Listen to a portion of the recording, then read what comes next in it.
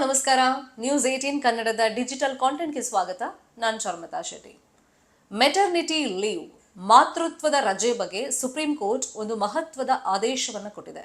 ಈ ಹಿಂದೆ ಮೊನ್ನೆ ತಾನೇ ಬಾಂಬೆ ಹೈಕೋರ್ಟ್ನ ಒಂದು ಆದೇಶವನ್ನು ಇದೇ ವಿಷಯವಾಗಿ ನಾವು ಗಮನಿಸಿದ್ವಿ. ಈ ಮಾತೃತ್ವದ ರಜೆ ಅಂದರೆ ಮೆಟರ್ನಿಟಿ ಲೀವ್ ಪ್ರತಿಯೊಬ್ಬ ವರ್ಕಿಂಗ್ ತಾಯಿಯ ಒಂದು ಮೂಲಭೂತ ಹಕ್ಕು ಅಂತ ಹೇಳೋದ್ರ ಜೊತೆಯಲ್ಲಿ ಇದನ್ನ ಕೆಲಸದಿಂದ ಬ್ರೇಕ್ ಅಂತ ಕನ್ಸಿಡರ್ ಮಾಡೋಕ್ಕಾಗಲ್ಲ ಅಂತ ಕೋರ್ಟ್ ಸ್ಪಷ್ಟವಾಗಿ ಹೇಳಿತು. ಈಗ ಇನ್ಫರ್ಟಿಲಿಟಿ ರೇಟ್ ಜಾಸ್ತಿ ಆಗ್ತಾ ಇದೆ.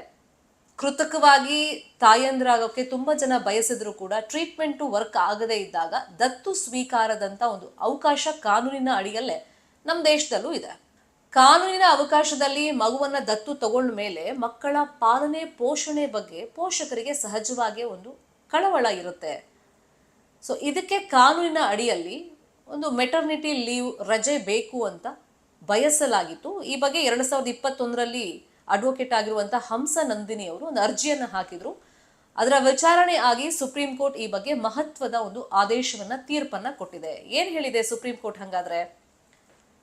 ಈಗ ತುಂಬಾ ಜನ ದತ್ತು ಸ್ವೀಕಾರ ಮಾಡುವವರು ತೀರಾ ಚಿಕ್ಕ ವಯಸ್ಸಲ್ಲೇ ಮಗುವನ್ನ ದತ್ತು ಸ್ವೀಕಾರ ಮಾಡಿದ್ರೆ ಅದರ ಪಾಲನೆ ಪೋಷಣೆಯನ್ನ ಮಾಡ್ಬೋದು. ಮತ್ತೆ ಮಗುಗೆ ತಿಳಿಯದ ವಯಸ್ಸಿನಲ್ಲೇ ದತ್ತು ಸ್ವೀಕಾರ ಮಾಡಿಕೊಂಡ್ರೆ ನಮ್ಮ ತಂದೆ ತಾಯಿ ಅಂತ ಅದನ್ನು ಕನ್ಸಿಡರ್ ಮಾಡುತ್ತೆ.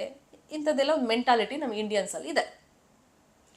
ಸೊ 3 ತಿಂಗಳ ಒಳಗೆ ಮಕ್ಕಳನ್ನ ದತ್ತು ಸ್ವೀಕಾರ ಮಾಡಿದಾಗ ಅದರ ಪಾಲನೆ ಪೋಷಣೆಯ ಅಗತ್ಯತೆ ಇರುತ್ತೆ. ಯಾಕಂದ್ರೆ ಕಂದಮ್ಮನ ಒಂದು ಸಂಪೂರ್ಣ ಜವಾಬ್ದಾರಿ ದತ್ತು ತಗೊಂಡಂತ ಪೋಷಕರ ಮೇಲೆ ಇರುತ್ತೆ. ಮತ್ತೆ ಮಗುಗೂ ಕೂಡ ಆ ಸಂದರ್ಭದಲ್ಲಿ ತುಂಬಾನೇ ಕೇರ್ನ ಅಗತ್ಯ ಇರುತ್ತೆ. ಹಾಗಾಗಿ ಕಲಂ 60/4 ಅಡಿಯಲ್ಲಿ ಜೀವ ರಕ್ಷಣೆ ಮತ್ತೆ ವೈಯಕ್ತಿಕ ಸ್ವಾತಂತ್ರ್ಯದ ಹಕ್ಕಿನ ಬಗ್ಗೆ ಸುಪ್ರೀಂ ಕೋರ್ಟ್ ಪ್ರಸ್ತಾಪ ಮಾಡ್ತಾ ಇಲ್ಲಿ ಕೇವಲ 3 ತಿಂಗಳ ಒಳಗಡೆ ಮಗುವನ್ನ ದತ್ತು ತಗೊಂಡ್ರೆ ಅಷ್ಟೇ ಅಲ್ಲ, ಆ ಮಗುವಿನ ವಯಸ್ಸು ಎಷ್ಟೇ ಆಗಿರಲಿ, ಒಟ್ಟಿನಲ್ಲಿ ದತ್ತು ಸ್ವೀಕಾರ ಅಂತ ಮಾಡಿದಾಗ ಅಲ್ಲಿ ಮೆಟರ್ನಿಟಿ ಲೀವ್ ಅನ್ನೋದು ಅಪ್ಲೈ ಆಗುತ್ತೆ. ಸುಮಾರು 12 ವಾರಗಳ ಮಾತೃತ್ವದ ರಜೆಗೆ ಆ ಮಹಿಳೆ ತಾಯಿ ಅರ್ಹರಾಗಿರ್ತಾರೆ ಅಂತ ಹೇಳಿ ಸುಪ್ರೀಂ ಕೋರ್ಟ್ ಹೇಳಿದೆ.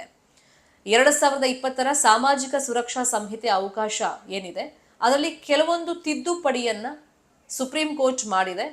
ಪ್ರಮುಖವಾಗಿ ಪ್ರಸ್ತಾಪ ಆಗಿರೋದೇ ಇನ್ಫರ್ಟಿಲಿಟಿ ರೇಟ್ ಜಾಸ್ತಿ ಆಗಿರೋದ್ರಿಂದ ದತ್ತು ಸ್ವೀಕಾರದಂತ ಪ್ರಕರಣಗಳು ಇತ್ತೀಚಿನ ದಿನಗಳಲ್ಲಿ ಜಾಸ್ತಿ ಆಗ್ತಾ ಇದೆ. ಕಾನೂನಿನ ಅಡಿಯಲ್ಲಿ ಅವಕಾಶ ಮಾಡಿಕೊಟ್ಟಿರೋದ್ರಿಂದ ಮಕ್ಕಳ ಪಾಲನೆ ಪೋಷಣೆಗೆ ಪೋಷಕರಿಗೂ ದತ್ತು ಸ್ವೀಕಾರ ಮಾಡಿದಂಥ ಪೋಷಕರಿಗೂ ಅವಕಾಶ ಮಾಡಿಕೊಡ್ಬೇಕು ಅಂತೇಳಿ ಸುಪ್ರೀಂ ಕೋರ್ಟ್ ಉಲ್ಲೇಖ ಮಾಡ್ತಾ ದತ್ತು ಪಡೆಯೋ ಮಗುವಿನ ವಯಸ್ಸು ಎಷ್ಟೇ ಆಗಿರಲಿ ಅವರಿಗೆ 12 ವಾರಗಳ ಮಾತೃತ್ವದ ರಜೆಯನ್ನ ಕೊಡ್ತಾ ಅದೊಂದು ಮೂಲಭೂತ ಹಕ್ಕು ಅಂತ ಸುಪ್ರೀಂ ಕೋರ್ಟ್ ಹೇಳಿದೆ.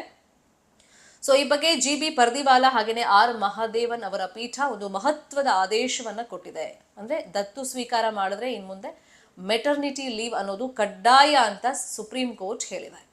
ಸೊ ಈ ಬಗ್ಗೆ ನಿಮ್ಗೆ ಏನ್ ಅನಿಸ್ತು ಕಮೆಂಟ್ ಮುಖೇನ ತಿಳಿಸಿ. ಇನ್ನು ನ್ಯೂಸ್ 18 ಕನ್ನಡ ನಾವು ಎಲ್ಲ ಡಿಜಿಟಲ್ ಮೀಡಿಯಾ ಪ್ಲಾಟ್ಫಾರ್ಮ್ನಲ್ಲೂ ಲಭ್ಯವಿದ್ದೀವಿ. ನಮ್ಮನ್ನ ಫಾಲೋ ಮಾಡಿ, ಸಬ್ಸ್ಕ್ರೈಬ್ ಮಾಡಿ. Thank you so much.